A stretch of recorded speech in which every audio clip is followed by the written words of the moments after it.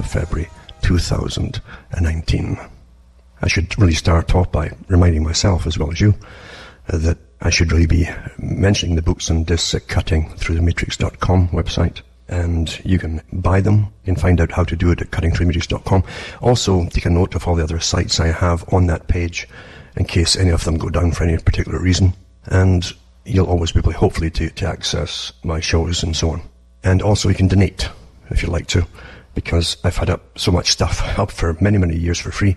It's only the occasional person once in a while, or the same handful of people, in fact, who'll donate on any kind of semi-regular basis. And that helps me to tick over. But people from all over the planet use the website constantly. A lot of talk show guys do it too for the old shows, etc. And so many people are into all kinds of occult and new age things because they're bored stiff probably. And they want information on these old religions and things like that, and the present ones too. And I used to cover them all in pretty good detail. And many other things too to do with our existence on the planet, because our existence, again, your life is pretty short, you know. It will fly by.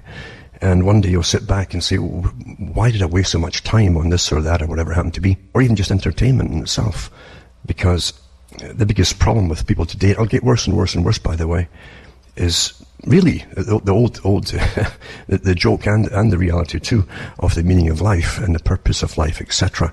As you go through rapid changes, because we're trained by the masters of the world to behave in certain ways with each generation, and to believe in certain things, and even to have causes that will always suit those at the top, which generally are the international bankers, and I'll touch on that tonight. However, I do go into the fact too that it's much more to humanity than what you're given.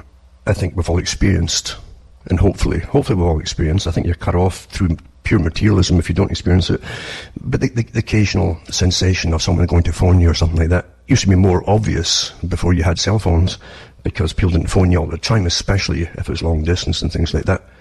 But with cell phones now, people are actually, they expect phone calls all the time. But in old days, not so long ago, which are the old days, now, you would get senses of people either going to visit you or just unexpectedly, but you'd get a sense that was going to happen. And you would get senses. These are senses, the natural senses that we do have, 6 senses.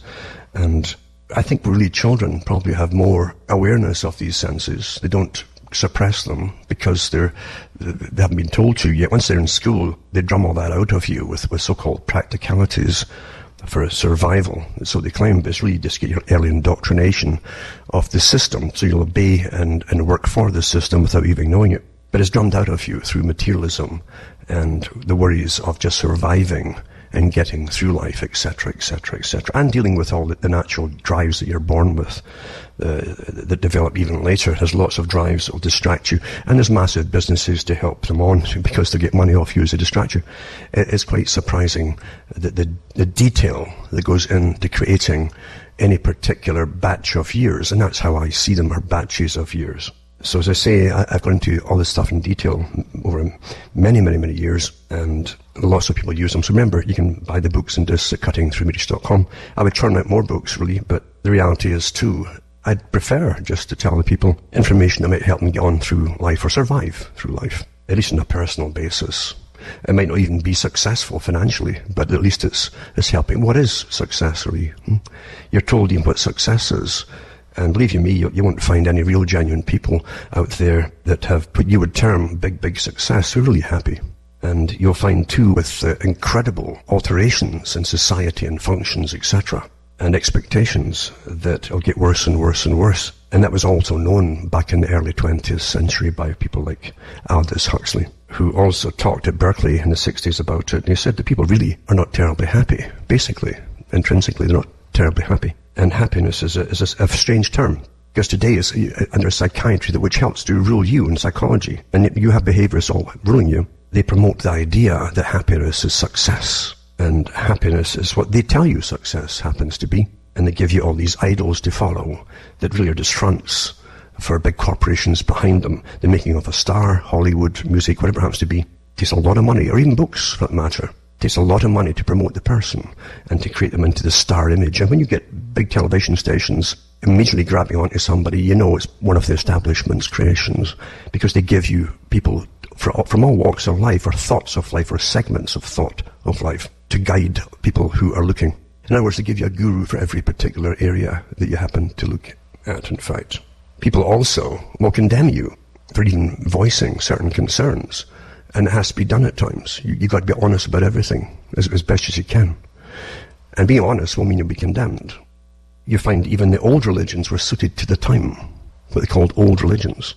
And even though you have different criticism of all religions, in all countries, in all types of religions, you'll find at the same time that some of them, especially those that came into Europe, you find that they give you values, or they gave values to the people that stopped total chaos. It was bad not being plundered by nobility and feudal systems and so on like that. At least they gave a sense of worth to people that didn't exist anywhere else in the world. You're either a loser or somebody, and if you're a loser, you're a slave generally, and the property of somebody. Serfs were obviously property too, and the big condemnation on hindsight, and this is the big problem that you have today, everything is judged in hindsight according to today's standards, and you can't project today's standards onto to the Middle Ages or yesterday's past. It can't be done. Different times, different era. They didn't have welfare systems, they didn't have social work departments, they didn't have all the different things you're used to today, and people really didn't have the thrive for materialism that you have today, where it says mass consumerism. It didn't exist before. It was basics, and that was it. And it wasn't easy, and life was tough, and we only got out of that in some countries in the 20th century because of world wars, and that is true. And different movements took place to allow some of the cash to stay in the pockets of the earners for a change, and to get something back for your money. The US was the same too. And I'm talking just off the top of my head, this wasn't planned or anything like that, but I was just thinking of the US Revolution. Much more to it than meets the eye too. It took years in preparation. Benjamin Franklin mentioned that too. With the secret societies that ran at the day, there were intergenerational revolutionaries like Tom Paine, for instance, who in his own writing said that he belonged to a family of intergenerational freedom fighters or revolutionaries. Revolutions is the term, actually. And so you don't realize that things are not spontaneous in life any more than today. The different values you're given today and the switches are spontaneous. That's so far from any kind of reality. I've mentioned so many times about some of the books I have here, old books, because I've studied as much as I could about certain things which interested me as to the whys of things. And one of the whys was what shapes society's values. It's like George Bernard Shaw, for instance, a member of the Fabian Society. He defined, along with H.G. Wells, to the readers of their different publications, what they meant by socialism versus socialist, you see. And all these they sound subtle differences. They're not subtle at all. They're big differences. Where you said literally socialism was a complete reordering of all society. Complete. That's man, woman, child, everything. Nation, purpose, function. And it was intertwined with Marxism, of course. And that's why Marxism was pushed too in London, by the way. Don't forget where Karl Marx was kicked out of Germany. He went to live in London and was kept in a good lifestyle there. Even had a servants and so on. For those who think he was a pure little guy, it's far from the truth. And let's be honest too, since the whole point of Marxism was to overthrow again of all organized governmental systems and monarchies. Believe you me, that the British monarchy was not a system that took this kind of lightly, but they gave permission for him to live there. There's much more to everything than meets the eye, obviously. And communism was basically a big test. The first one was the American Revolution. Could people basically, and this is a bit of a joke, of course, run their own lives without having experts and the proper people managing them? That was part of the test, supposedly, the big study, the big experiment. And the next experiment was the Soviet system that came along, where they had, again, the epitome, supposedly, of true socialism, where the Soviet, which is ruled by councils for every type of function in life and department and so on, and unions, would be run by the Soviet, these councils. And it would be a perfect utopia for everybody, which was a big lie, because humanity always overtakes any idealism, and that means the crooked psychopaths are always at the top. I don't care what system it's called. It's the same system, really. Beginning back to what I'm saying, Beria, who was the chief of police at one point in the 1930s in the Soviet system, or the NKVD, and the Cheka, etc. He ran the Comintern for the Soviet system, like the Young Communist International, and many leaders that eventually even ruled Canada at one point went over there because they were members of the Comintern, and other countries too attended, and bankers too, by the way. You know, bankers were not out of this picture at all. And Beria said that it used to take a whole generation, about 70 years. That's how they took a generation at that time. He said it used to take 70 years to make the small social changes necessary before they could make the next step to push it further, but on any particular area.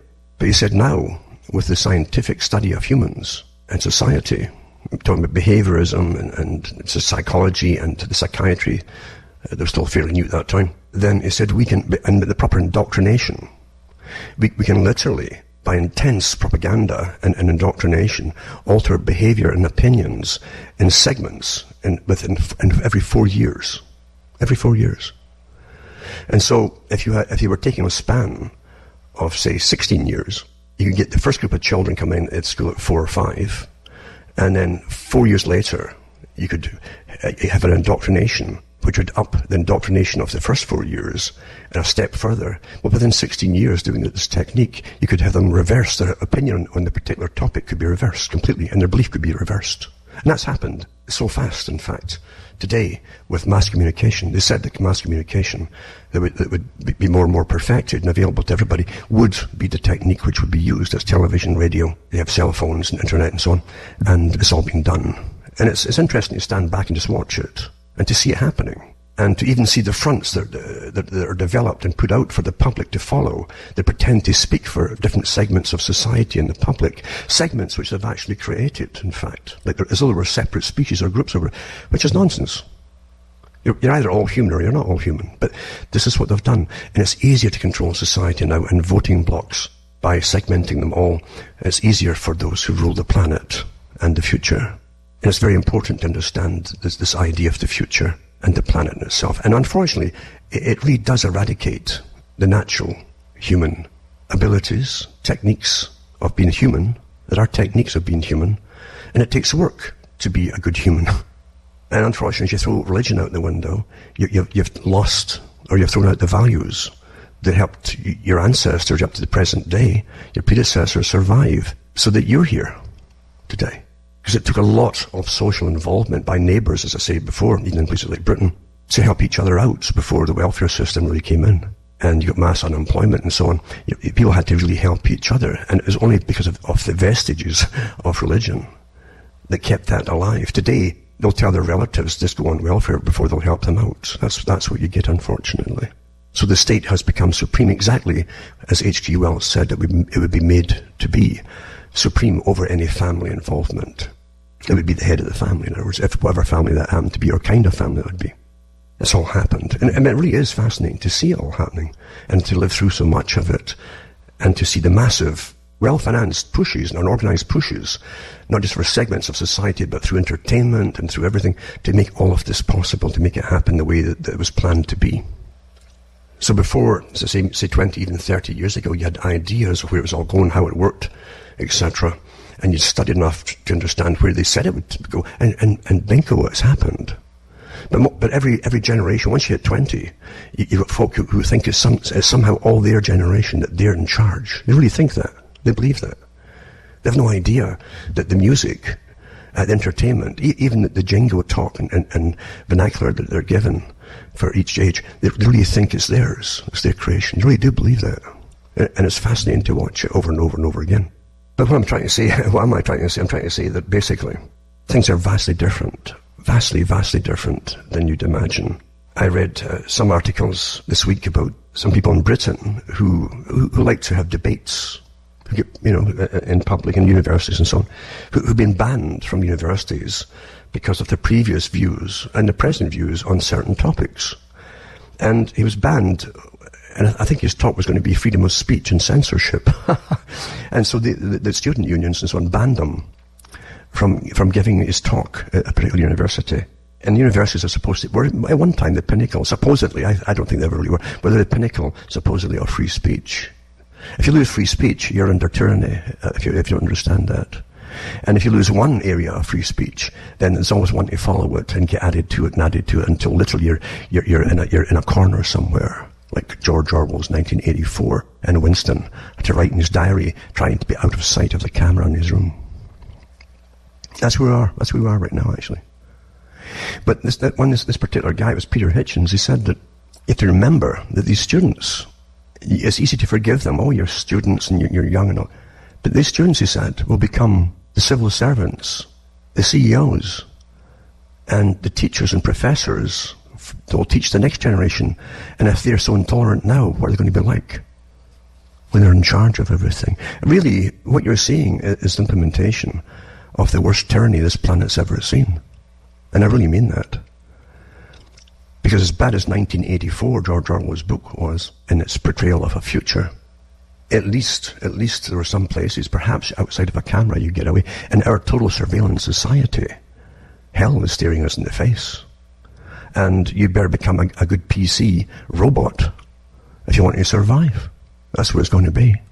When you will eventually be picked out because you had wrong think, you thought something, and it was a wrong thought, like Winston's neighbor in 1984.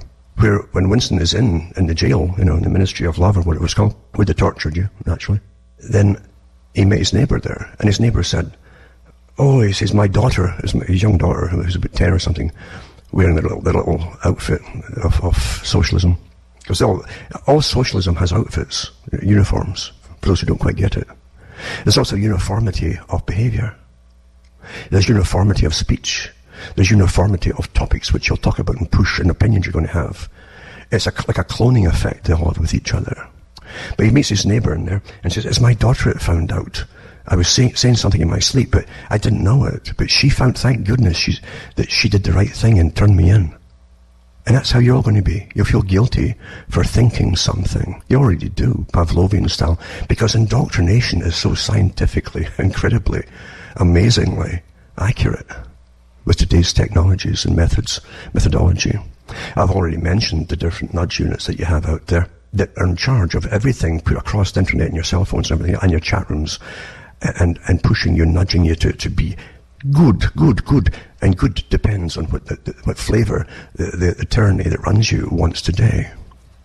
I'm not kidding you. But getting back to what I'm talking about, if you say the right things, you're going to be definitely attacked. That will happen.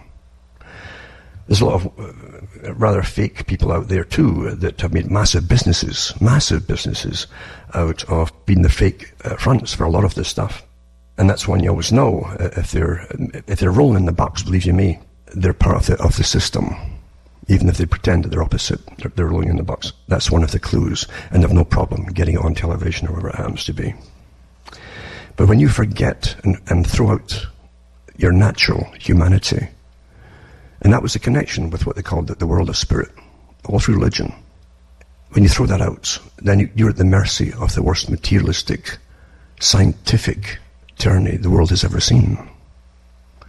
And unfortunately, because you have nothing to hold on to in a faith-wise thing, and terrible times of stress and evil, then you'll crack completely with nothing to hold on to.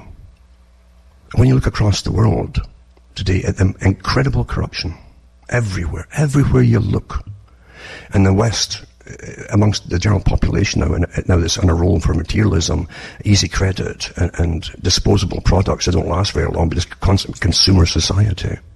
It's really scary when you look at it. Really scary. Where life is becoming so cheap. And we're being trained to see life as being cheap. And I'm okay, Jack, as I say. I'm all right, Jack. So tough luck on you. And it starts with youngsters, babies. It ends up with elderly people or folk who are just sick, being offered euthanasia rather than having treatment for problems which are easily treated today. But it may cost a bit of money. So what? Your governments have got plenty of money to blow on their own incredible salaries and expenses. And the massive multi-layered civil service system that you have that would terrify you when you see the incomes of these characters. And I'm so out of touch with a lot of the income brackets and so on, that I get kind of shocked at what I see. And then I realize it's probably fairly normal. When I see the incomes that the greedy society that we now live in has created, because there's way too many folk getting churned out of university and colleges now that are taught that greed is good, and they deserve it.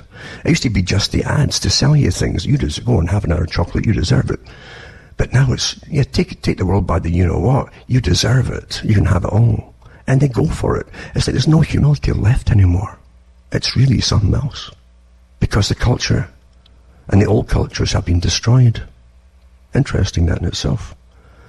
And replaced with another culture. Now, here's an example of how out of touch I am about what folk earn. And the cost of living, of course, which is going to go up because of the bank scandals, which is simply the fact that the money system has always been a scandal, is backed by nothing. There's nothing backing either the paper or plastic or digital currency. There's nothing there.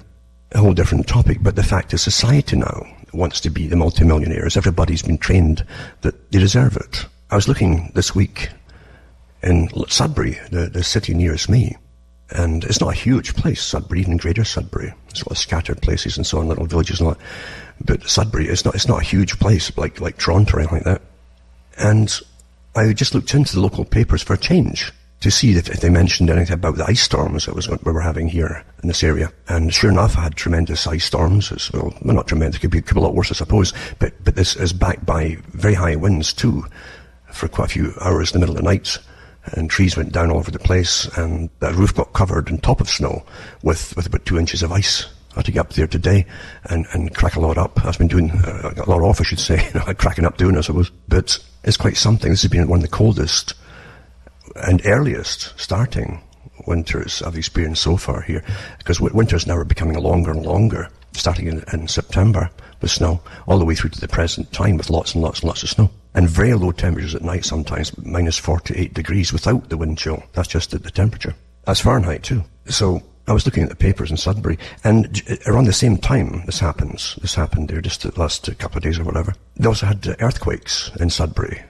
And immediately they bring up the experts. Oh, it's just probably just mining related, probably. And even though it's east of Sudbury was one, and another one is the west of Sudbury, by distance apart. Well, it's probably mining related, nothing to worry about, etc.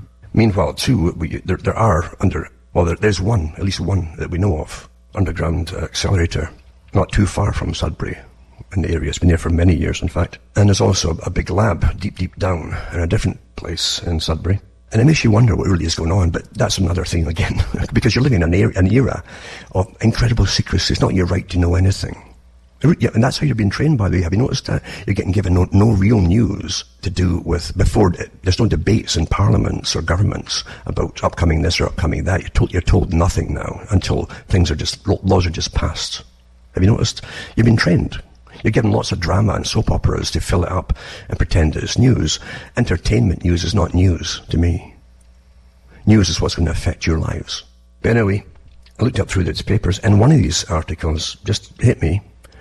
And I guess if I read more and more of the local papers, I'd see more of it. I know there's always scandals in politics and money and all the rest of it, and taxpayers' cash, but this was in the local paper. And it was about a policeman that... He says an 18-year veteran of the Greater Sudbury Police Force has been found guilty of discreditable conduct. And what it was, he said something on Facebook. And he's a kind of like a whistleblower. But he aired a grievance that I think people should be allowed to know about, since we're all paying for all this kind of stuff heavily, and they keep upping taxes and everything. And it's the same every city across the planet. It's the same. We've got psychopaths running the shows, folks. We do. Anyway, the complaint stemmed from comments this constable made on social media back in March 2018. His problem started due to some Facebook comments about wages of several colleagues that were published through the annual Sunshine List, whatever that is. And on March 24, 2018, he made this comment on a Facebook post titled Sunshine List Swells in Sudbury, Ontario. And it says what people should really be looking at is how someone like, he names this woman at the Greater Sudbury Police Service, I guess she's up near the top or whatever. Actually, she might not even be near the top. Anyway, it says she went from making $130,000 just 4 years ago and is now at $205,000 annually. I mean, what's this? I really am living way in the past, I guess, with cost of living and what folk are earning. It says that's almost 50% raise in less than 4 years. This is only one of them. As a matter of fact, the year that and it mentions the chief who left, this woman got a $48,000 raise. Not bad, eh? And says Sudbury taxpayers should be asking council how that happened. Then on March the 28th, he posted another comment, 2018. Don't take this the wrong way, my friend, but after seeing the Sunshine List last week, you should be posting about how some managers at the Greater Sudbury Police Service got 33% raises. There's a handful of them got extremely hefty raises. your taxes and mine going up because of the police service board's approval of these raises. And he says, look up, and he mentions another name. He says this went from $106,000, this other person, in 2016 to $149,000 in 2017. Not bad pay raises, eh? How do they justify that? Here's another one. He mentions this other woman who got $110,000 in 2016, $148,000, not bad at all, in 2017. Eh? Again, how do you justify that? And he mentions another one, $109,000 in 2016 to $132,000 in 2017. 3 people over $100,000 in raises. So, of course, they'll come down them for informing the public. And it's true, the public, we're pretty well in ignorance of what so-called civil servants, public servants, are earning, aren't we? We're completely ignorant of it. See, the public are the business. And folk who go into college and university are told that's what the business is, and they want to get in managing the public, where the big, big money is. Quite something. Anyway, the fellow's pleading not guilty to the charge, etc., but they're going after him because the public are not supposed to know. It might upset the public, who'll get upset enough to complain about this nonsense going on, eh? Really, think about it. But yeah, I'm sort of whack with what folk are earning. It's just astonishing to me. It really is. And I'll put up the link too to Sudbury's earthquakes, 2 earthquakes in less than 48 hours. And then ice storm too, happening about the same time. Quite amazing, eh? And incredible temperatures to boot. So, yeah, it's quite something. It's one of the coldest winters I've experienced, and longest last, and it's got a few months to go yet. I've no doubt at all about that. Now, as I say, tonight's talk was going to be, and hopefully I'll get back onto it, about the fact that in the materialism that's been indoctrinated into the public, where everything's just me, and narcissism, and hedonism, and get what you can. How many folk have you heard too? Maybe you've said it yourself. When you see about scandals of folk dipping their hands into the till and coming out with big bucks and so on from the public. How many folk have you heard saying, well, so what? If I was in that position, I'd do it too. I mean, do you understand that when society applauds criminality and this kind of behaviour, you're, as I say, you're in for a horror show. Because it just gets worse and worse and worse. It really does. It's like George Bernard Shaw, who did say what socialism really was. And the socialist, he said, expects, where it's a man or a woman, they expect to get all their money back in taxes to help them on their way, etc., and pay for all the different social necessities that they need. He says it's far from the truth. He says there will be no marriage, there will be no man and woman getting married, and the state, and he says, and bringing up children themselves, etc. He says that's the difference between socialism and a socialist. What you're living through today, what have you already lived through? And he said too, he says, why should we keep you alive? You'll have to come to us and explain why we should allow you to live. Because if you don't eventually work for the system, work for them, the ones who rule the system, then he said, why should we keep you alive? You tie that in with the Georgia Guidestones, for instance. And all the UN, and all the so-called, the front groups for the environmental movement, which are just the eugenics movement. Too many people, too many of the wrong sort of people, bring down the population. It's the people who are the problem. Creating all that carbon, creating all this, needing all these things, it's all your fault. And they use environmentalism and sustainability as the excuse, and that's the front of all. That's the front for all. Club of Rome. But you are looking for horror. And folk who think they can just keep voting and somehow get their champions in, you'll get all kinds of front group champions, well made and presented champions for you all, because that's how easily you're all played today with politics. Really. There's so much you could say, but things you can't say anymore with politics. Really, you can't say it. You really can't say it. But it's a complete joke and a racket today. When you see who funds them all, where you see who they're obedient to, and it's not you, the voters, in any country. And the rackets that go on, it's just incredible. The greed has never been so open today. And it's been, I remember reading a long time ago, and I think it was maybe Thomas Jefferson said that the people, it was regarding good and bad societies. And workable societies eventually get so crooked, you don't really have a workable society. But he said that a good society can only be as good as the corruption which they tolerate from those who rule over them. And today, folk accept the corruption as a normal thing because they themselves will say that. They will say what I said before. Well, if I was in the same, I would do the same thing if I was in that position. That's what you've got today. That's all your game shows on television for many years have been winners and losers, winners and losers. Don't you want to be a winner? And now you're living through it as they all go for the people who are earning the money. Canada as well. I think recently they said that about 40% of the population that should be paying taxes, including corporations, are not paying any. 40%. And a lot of folk will say, well, I wish I was part of that 40%, because they want to be the same. They're corruption, you see. And when things go belly up the next time, which it will, because it's planned to go belly up, the financial system, to bring in the next stage of the same dominant elites plan for the next stage of ruling society. And ruling is the word, to get away from this idea of democracy, which the Club of Rome keeps telling you doesn't work. It wasn't intended to work, but it was an awfully good battering ram to get folk to believe in it, to push different agendas. So you need big upheavals to make it happen. And they won't get what they want if you think you've got rights. So they take all your rights away because you'll have crises, you see. Oh, it's an environmental crisis. It's a catastrophe. With all the weather warfare programs on the go, very old ones since even before World War II, never mind the present ones, they can make anything happen, can't they? And even natural phenomena. And don't forget, all climate change is natural.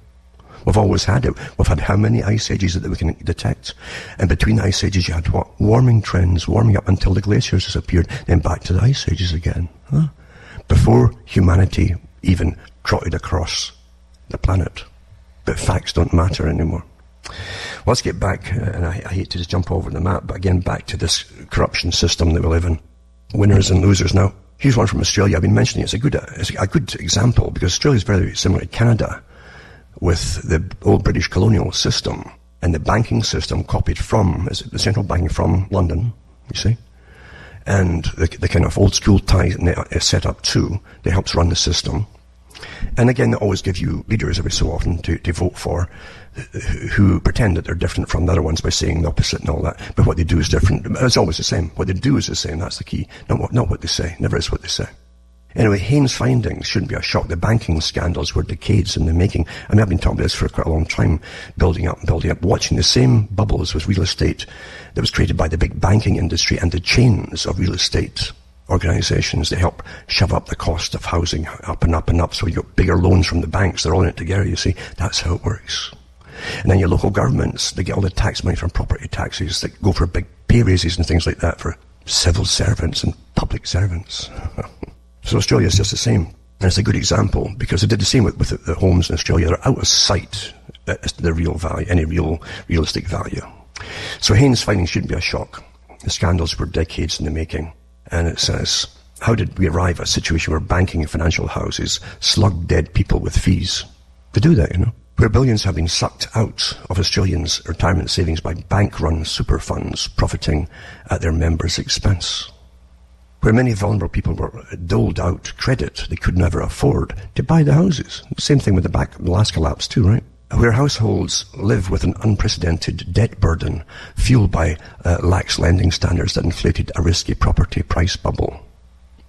After months of expose, the banks and regulators will now face the fallout from the Hayne Royal Commission's final report. But the truth is that there are many culprits, and the poor conduct and culture were decades in the making. Goes back to the 1980s, 90s when Australia shifted from a world where banks were tightly controlled and credit was rationed to a world where credit was free and easy and banks embracing an aggressive sales culture flogged products to make money. Alongside the floating of the dollar and dismantling of tariff walls, the deregulation of banking was one more step in the liberalisation of the economy during that era. Now, that's what led, they took all regulations off, all the watchdogs off of banks. And guess what happens when you do that? Well, we lived through it with the big banking crash, 2008, 7, 8, and we're still paying for it because that's why your currency is devalued constantly, because you still pay back the loans to bail out all those big banks from then. But this article goes on how the big banks became so big. You'd actually change this from Britain to Canada to Australia. That's the same article because it's identical everywhere. It's identical. Mind you, there's one system at the top running the banking system because the boys and gals that ran and created the Royal Institute for International Affairs were also run by the central banking system that came into Britain long before that.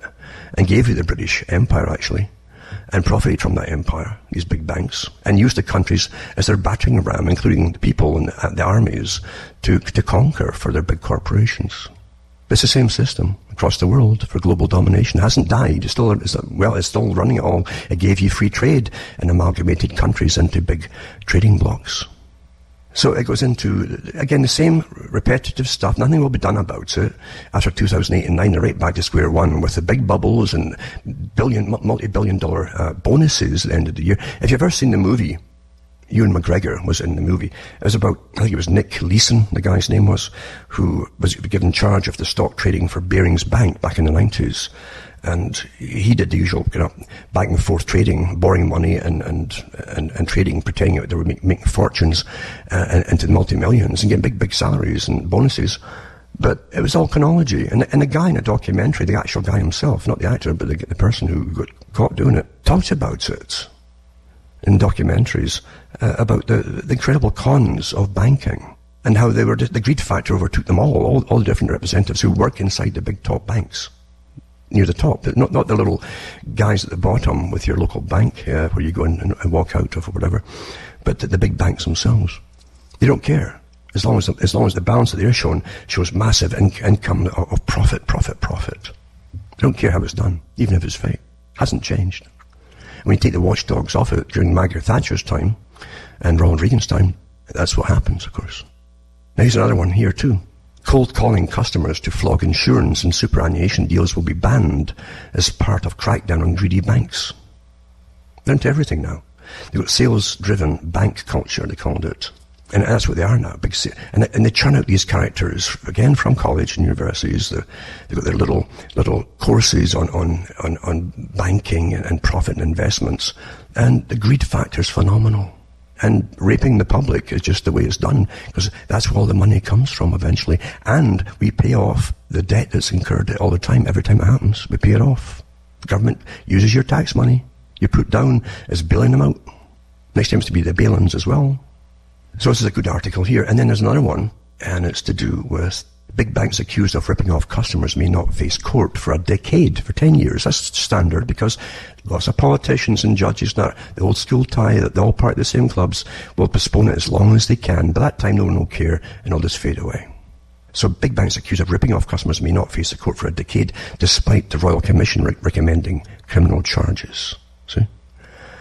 And it was done by Kenneth Payne. Banking Royal Commission recommended there should be criminal charges placed. But I don't see anything. That won't happen. It won't happen. It's a good enough article, to show you how it's happened. And we read this over and over again. No one ever goes to jail for it. Now, the big con too were the guys who gave you the central banking systems.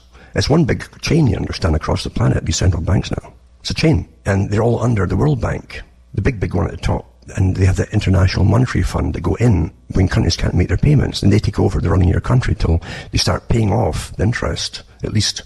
And you can manage that. It's not meant you can pay the whole thing off in compound interest. It's not meant to be paid off. It's impossible to do it. They know that. It's all a racket that we accept, isn't it? But anyway, the chief executive of Goldman Sachs apologized to the people of Malaysia over the role of a former employee of the bank in the Malaysian Development Bank. They call it the number one Malaya Development Bank scandal. In a rare move for Goldman chief executive David Solomon joined the company's fourth quarter earnings call and gave an update on investigations into corruption surrounding the Malaysian Sovereign Wealth Fund. He said the bank was sorry for the effect the fraud had on the country. Well, that's nice. That's nice. He said he's sorry. Well, let's just forgive him, eh? He said it's very clear that the people of Malaysia were defrauded by many individuals, including the highest members of the prior Malaysian government. Because psychopaths always go into power. That's what they head for, folks. They sniff it, they want it, and they go for it. In every country. Says Tim Lesner, who was partner at our firm, by his own admission, was one of those people. Lesner's role in that fraud, we apologized to Malaysian people. The investment bank has consistently denied wrongdoing and said it was lied to about how the proceeds of 3 bond sales it conducted on the fund's behalf between 2012 and 2013 were used. Solomon echoed the bank's stance on Wednesday. And it's quite a good article, they try to make it as late as possible. Believe it or not, it's a single country. Again, you had the Cayman Islands involved, and for tax-free havens, and billions of dollars, and not just, a lot of it's given to these kind of countries, you understand, for development banks through the World Bank and the United Nations, etc. The racketeering is phenomenal. It really is. As I said at the beginning, we are the business, the public are the business. That's where all the money comes from. Forever. And when there's tax money involved from different countries and handouts and so on that we put down as guarantee, they'll plunder it and plunder it and plunder it, folks. International crime. And it says here, news reports claim Goldman's former chief executive, now chairman, Lloyd Blankfein, held initial meetings with Lowe. While Solomon did not directly address those reports, he said the bank was sceptical of Lowe's dealings. And also, I've got another article on the same thing. I've got a couple at least. So Goldman Sachs plans to cut their bonuses. Oh dear. These multi-million-dollar bonuses at the end of the year they get on top of all their massive paycheck because of the number one MDB scandal as it deepens, you see. Isn't that a shame? Eh? Isn't that a shame? How will they survive, these poor guys like that, eh? So the decision to potentially cut bonuses for top executives over the one MDB scandal reflects an acknowledgement of shareholder and public outrage over the debacle. In other words, if there was no outrage at all from even a few folk, you wouldn't even have the story in the papers. Because this is fairly common, this kind of thing. And it says that in Blankfein's case for Goldman Sachs, the bonus began at $7 million. Not bad bonus, eh? Good work if you can get it. And it nearly doubled according to US securities documents. And beyond the bonuses, Goldman also said it could claw back compensation from the current chief executive, David Solomon, and two other current senior executives, President John Waldron and Chief Financial Officer Stephen Scher. It says Solomon was paid $23 million last year. How is the guy going to manage? Eh? How will he get away with his bonus? Including $15.4 million in stock options. Dear poor fella. Aye.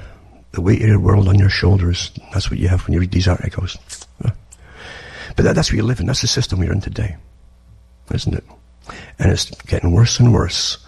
As greed is good is the national policy of indoctrination throughout society, from the bottom to the top and top to the bottom.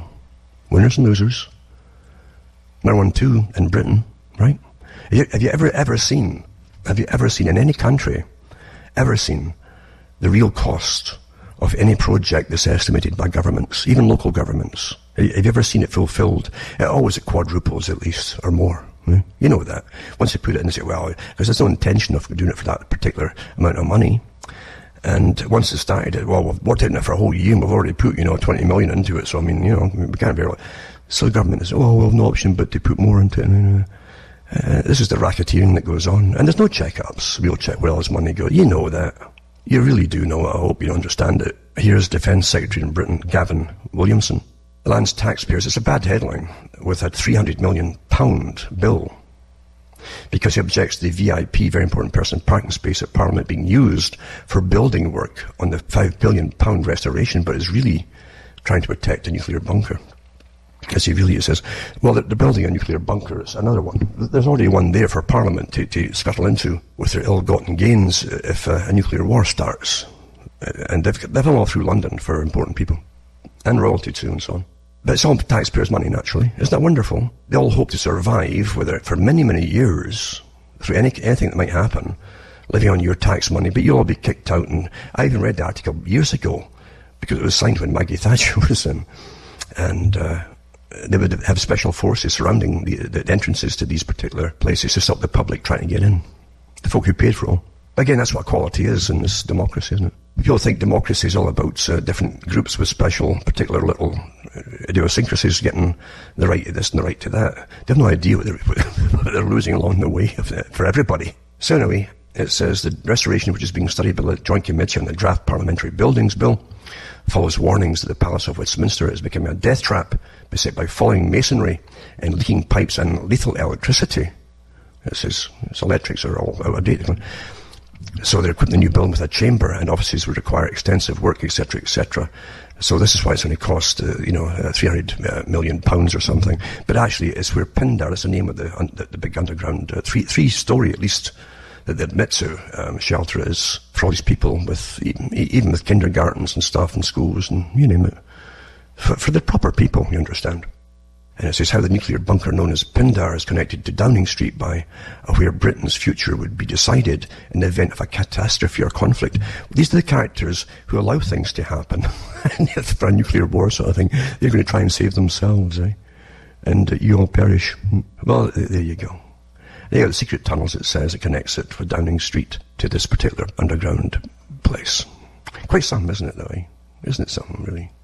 And the general public, as we lose, as I say, to try to get back on the initial topic that was vaguely in my mind at the time, are losing so much to do in the spiritual side of everything.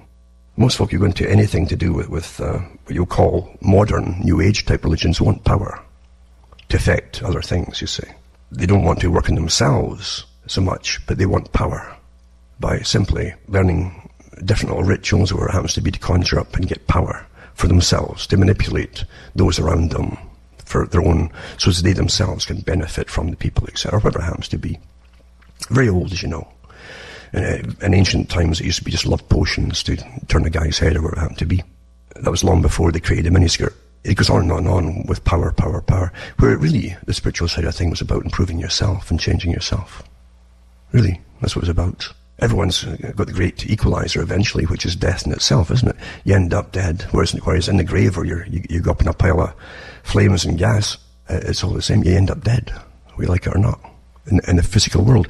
Most folk want to come back into this world if they're very rich and wealthy and they love life.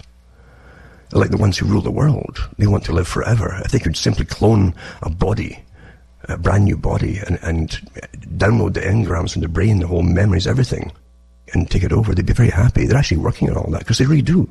They don't have the same, oh my God, I'm getting worn out with working, and I'm worn out with my joints because of working, or whatever it happens to be. They don't get that, because they get incredibly high medical care. The real stuff, the 3 levels of medicine, they're at the top level, not at the professorship downwards. That's the bottom level. And that's why they live so long at the moment. And because they do love life, and they've never had a care in the world, and have servants that deal with all the management, and their land management, and their domestic management, and everything else for them, they don't even know when the car's been serviced. It's all been done for them. And these are petty things not to distract them from what they're really into, you see. And they do want to live forever. It's the opposite, interestingly, of really what religion at one time was about. Now, religion, too, has been abused all down through the ages, on and off. You always get bad, segments and bad people in the charge of things. You'll always get it. Anything that starts off even with the best intentions, over time will become corrupt when money enters into it, and a good lifestyle enters into it. It's very much like the Franciscan Society as an example. And St. Francis, his idea was that they would serve humanity for nothing. And the monasteries grew the food and all the rest of it. The monks would go out and help the poor and feed them and so on. And that's how they started. They went off to do his rounds to other places and travelled, came back. And he was so disgusted at how fat, not kidding you, the monks had become, because so much money was being donated to them by rich widows generally, whose husbands died of either wars or just old age or whatever. And they would leave the money to them, and they were getting rich and fat. And they weren't going out to help the poor anymore. So he literally turned his back on it, on some of the orders that he'd started, on some of the monasteries he started. He wasn't the only one. But that's always human nature, because we're in a world, a physical world, a hard physical world, aren't we? Can't deny it. Some climates are easier to get on with than others and live in, but it's pretty harsh for most places. And survival in a moneyed system doesn't have much time for people who are sick or getting older and can't do the hard work to scratch the dirt even, in a system where they don't have the welfare state, etc., etc., etc. And that's the dilemma that folk are in, always. How to survive and get along and just survive, basic survival, and at the same time keep your humanity and your link to something greater in yourself. Without it, you truly are, and the worst horrors in the world have been committed under socialism. The atheistic system. The worst horrors. National Socialism was a Nazi thing they tried, and that was carefully studied by the Royal Institute for International Affairs, because they were awfully interested in maybe using this across the world. Hasn't disappeared, that technique. Forget Germany. It was meant to be international. And so they used the international communism, Soviet system, the Union of Soviet Socialist Republics. Horror, I'm telling you, horror is where it goes. When there's nothing else, because natural human decency goes down the tubes if there's nothing to hold it there, something bigger than yourselves. And I don't mean government. And that's so sad, isn't it? So sad. And horror will come when they collapse everything again, because it will come because the system, and they keep, they've got so many books put out by the big members in society, the big members of all these big organizations, they help rule us all, about the future and even the size of the population they'd like on the planet. Now, they're not giving you some fantasy that they have. They're giving you how it's going to be, and they will drive you into it painlessly with your own cooperation, just as Huxley talked about, Aldous Huxley. Like a painless concentration camp, he said, where you'll love your servitude. And along with your servitude, you'll say, oh, well, my life isn't that important. I've had that was what the whole Brave New World was about. Once your time was up, you could get euthanized. Painlessly. With the right drugs and so on. Happy drugs. That wasn't imaginary. He talks about how it was going to be. Brave New World Revisited. He mixed with all the top world rulers of the day who helped plan all this stuff. They planned the next 100 and 200 years. Many committees. They still exist today in foundations. Anyway, see, here's the thing too. I'm not bitching about things. I'm beyond all that. But you have to point out to others who literally might save themselves from a lot of misery by falling into so many traps that's going to be presented to you. And it's possible you might find others of a like mind who will also have a wary eye on the happenings of their time that they live through. And find out the real reasons for it, as opposed to just be happy, don't look at anything important, and, oh, that's heady, man, as you used to say. But they might help themselves. Because a lot of folk do, as I say, become self-destructive, knowing things are just all plain wrong. And they're finding that there's no purpose anymore.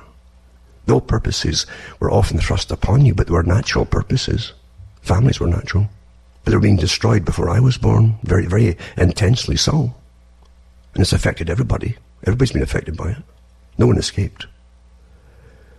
And the massive propaganda through movies and fiction of what you should have, what you could have, all these temptations. It wasn't just glass beads, folks, was it? But it's an interesting technique. It works awfully well. And they're turning to all the different drugs, as your elite members of society have decided to make it the painless concentration camp as you go down the tubes and give up all your rights and freedoms, quite happily, along the way. You've got more drugs than ever dished across the planet at the same time. The same drugs, isn't it? Your soma is everywhere. There's an opioid strong enough to sedate elephants. It's on the rise in Ohio. Coroners warn. That's a carfentanil is one of them. It's extremely potent, often undetectable, involved in multiple overdose deaths. This article I could exchange for British Columbia, Canada, and countries across the planet at the same time. They're all doing the same things at the same time. What's interesting too is when you see the breakdown of the age groups and the genders, mainly men. And it's often men in their 30s and 40s who are killing themselves with overdoses. But it says here, this is in Ohio, right? Drug overdoses killed more than 72,000 people in the US last year, right? Now was registered as overdoses, right? Doesn't include all the deaths by cars as they overdose and then crash their cars into things and things like that. This is just straight overdoses. It's a new record driven by the deadly opioid epidemic and so on. It says the CDC estimates that 72,287 people died from overdoses in 2017, an increase of about 10% from the year before. A majority of the deaths, nearly 49,000, was caused by opioids, according to new data. And then you find there's so many articles about the same kind of problem. In British Columbia, nearly 1,500 died of illicit overdoses last year, it says. And this is the same time as they're pushing legalizing drugs. And don't forget, it's all been declared in Canada that legalizing marijuana and cannabis is basically the first step in legalizing all these drugs. But the rulers, and believe me, Canada's got rulers that you don't vote for, that don't even live in Canada, the same as every other country. Because it all happens across the world at the same time. But more people fatally overdosed in British Columbia last year compared to 2017, despite efforts to combat it, etc., etc. And so, they go into different, I guess mainly fentanyl, but there's many other, there's crystal meth and all the rest of it too. There's over $1 billion, by the way, of ice, a particular drug that they're using now. I think $1.5 billion was caught, made in the US, and to be exported to Australia. That's how big the money is now for these kind of drugs, eh? But I just hope, as I say, that enough folk who are really asking questions, getting depressed about society and try to find purpose, maybe they will hear my talks occasionally and find that there's other reasons to keep alive. And you don't need to kill off your brain cells with booze, with alcohol and drugs to try and quieten it down. There's other ways to do it. The more you learn, you'll be surprised how much it helps you cope with getting through this very corrupt system, this well-controlled system that we're living in. But that's the answer to everything today now, drugs. And your governments are legalizing it all. Great song, eh? Also with big businesses and banks and corporations helping to run the world on behalf, with the foundations, on behalf of the international bankers and on behalf of the very, very top dominant minority. That's what they call themselves, dominant minority. Aldous Huxley called them that too. They're doing awfully, they're really, the taxpayer funds everything. I've mentioned before about the big factories that are set up in your countries, and your countries bribe other countries' businesses to come into your country. They bribe them using your tax money, the standard practice. If you did that, you'd be in the jail for it. But your governments do it. Nissan was offered secret state aid to cope with the British exit. Brexit. Minister concedes. So the business secretary vowed to maintain manufacturers' capacity to trade with the EU. Well, listen, it's quite simple. If they won't put a factory in your country and pay for all the infrastructure to build the place themselves with the massive profits they've got, then pass a law so they can't bring your cars in and try to sell them in your... This is how you deal with that, folks. You don't build their factories for them. Bring in the electricity, bring in the septic systems, bring in the plumbing systems and the roads for them. But there's kickbacks all over the place, isn't there? That's how it's done. And that's a system we're taught is normal for those above the normal arm of the law, I suppose. Isn't that something, really? Isn't that something? But as I say, that's really all our time for, unfortunately. But this week's been hectic. Even today was hectic. Because it's going to snow Monday, Tuesday, Wednesday, I think again. And already had layers of snow with ice on top of each layer like a sandwich. And the weight was incredible on the roof. On one side it still is, so I've got to get up there as soon as this talk's done and get back at it. Because, as I said, this is a very severe, prolonged winter. And it's only February. And it can snow up here into March and April quite easily. And it's true enough, it's becoming longer and longer. As global warming is the advanced guard, because they picked the loser. They should have picked global cooling, actually. Because it's got nothing to do with facts. The whole agenda's got nothing to do with facts. It's simply an excuse for eugenics to depopulate and rule your lives from beginning to end, including consumption too. It's quite easy to phase folk out of what they've been used to. They can do it just as easily over a few years. And with the right drugs and all the rest of it. And folk will comply and go along with it until within 15 years, 20 years, it'll be the normal. I've seen this kind of thing happen throughout my life and in quite a few different areas. The techniques of behaviorism and neuroscience all coupled together with propaganda, your nudge units, your behavior management teams, your BIT units, they call them, BITs, working internationally, I've done the shows on them too, are responsible for most of your thoughts and opinions. And to nudge into feeling bad about having the wrong opinions, and they decide who decides what's wrong in a free society. As always, you can go on and on and on, but as I say, I'm not a prophet of doom. I'm just mentioning that it's good to be cautious and to think once in a while for those who want to. And there's a lot of folk who don't want to think, they really don't. I know that. It's always a shock when you're growing up and you find out that when conversations start with people your own age, even when you're 10, 11, 12 and so on, it's always a bit of a shock to find out that so many of the topics you would bring up they'd never even thought about or questioned. So people are different, absolutely. And for those who do question and who don't want to simply become rich and screw the rest of society, then I hope you'll find a lot to talk about and think about from all the talks I've given, the thousands of talks over